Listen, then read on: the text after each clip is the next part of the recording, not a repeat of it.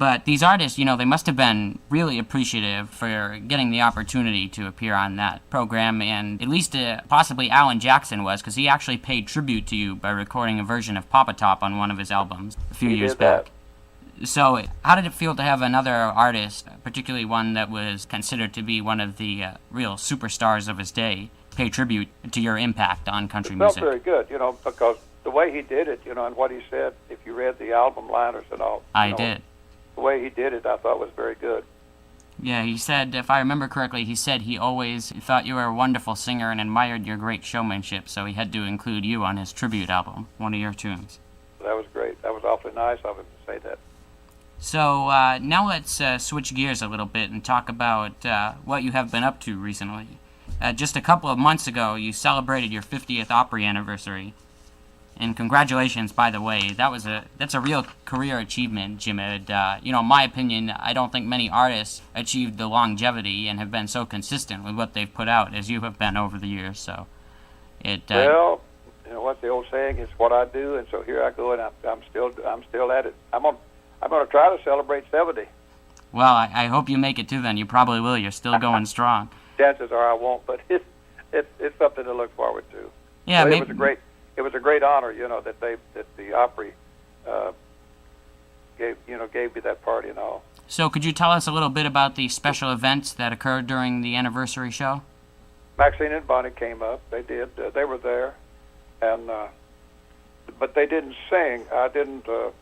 I felt like we should, Maxine said she couldn't sing. She had some problems with her vocal cords. She's having some work done, on them now, but she couldn't sing, so we didn't sing together. But it was great, of them to come up. Because you have occasionally gotten back and given performances together over the years. I remember one special occasion in particular. It was a program that Roy Clark hosted on public television.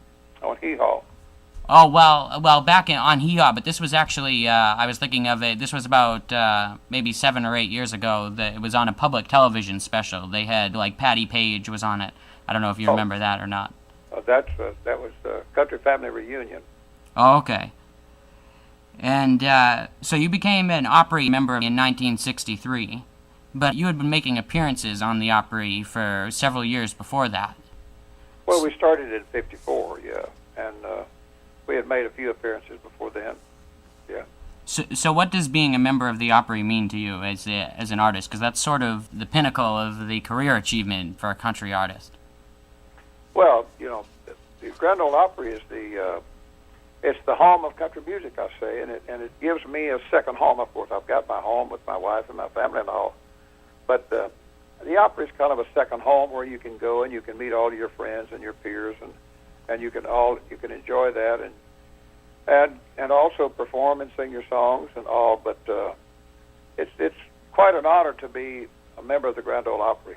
I've heard over the years different artists talk about how they're often asked how they always say that the Opry is like a second family, and they ask, is that really true? And just for the little part that I've been blessed to have been a part of what you guys do down there, performing on there and visiting backstage, it really is like a second family down there. You guys are extremely close.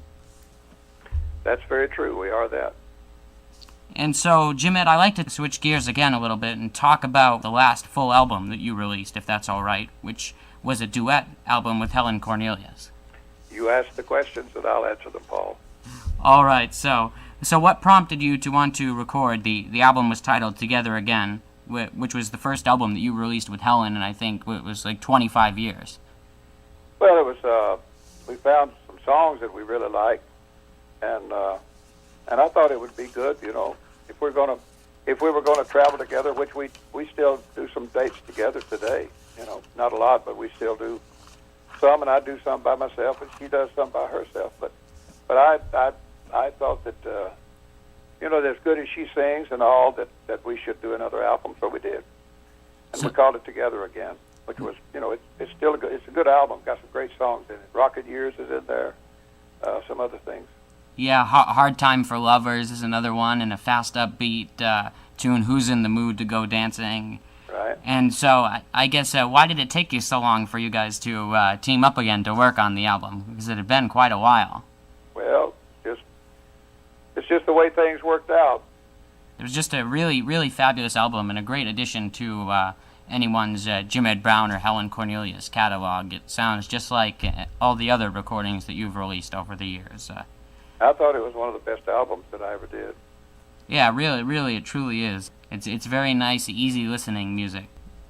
And so now finally, let's talk about your latest single, which we heard earlier, and we're going to listen to again. And I played it last week, and I can't play it enough here. I'll play it every week on this program, probably. It's In Style Again. In Style Again. In Style Again on the independent charts, Paul, is doing awfully well. I just noticed that in Japan it's number 3 this week. Well, congratulations. All over the world, it's getting a lot of play. It maybe get more play outside the United States than it is inside the United States. But well, I was going to say, I looked up the charts, at least this was a couple weeks ago when I was doing some show prep, and it was at the top of the Americana independent charts here. Right. And it's just, I feel really, really glad for you to have such success with this single again. Isn't that great? How did you find this song, Jim Ed? That's what I want to know. How did you find it?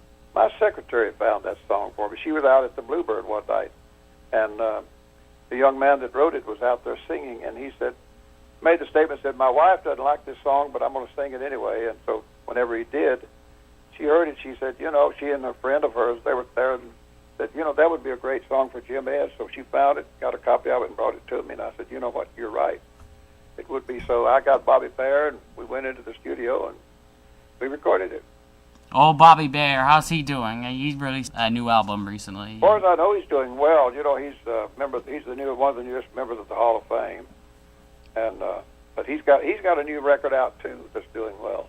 And if you want my opinion, I think the Browns should be the next group to be in the Hall of Fame. That would be awfully nice. We would love that, but you never know what's going to happen tomorrow.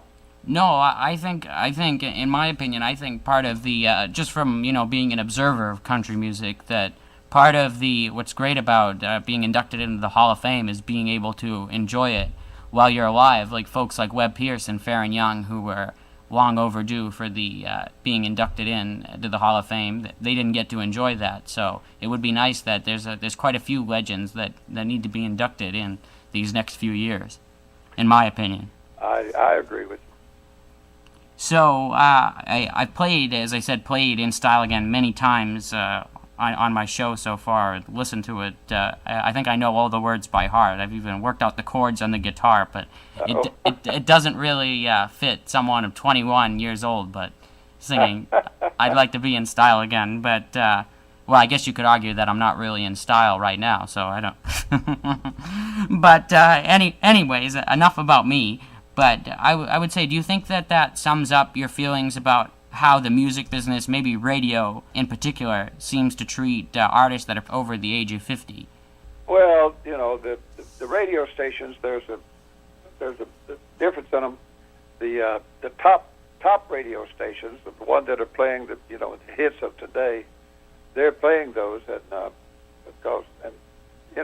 because that's what the record labels want them to play, because that's where they're selling records, and the record label has to sell records in order to make any money. So, but that's what they're playing. But it's great whenever the older, some of the stations, that are playing the classics and all, whenever they will go back and play some of the great songs from the past, which I dearly love, and I still think that some of the greatest songs from ever, are from the 50s and the 60s and the 70s, back through there, and.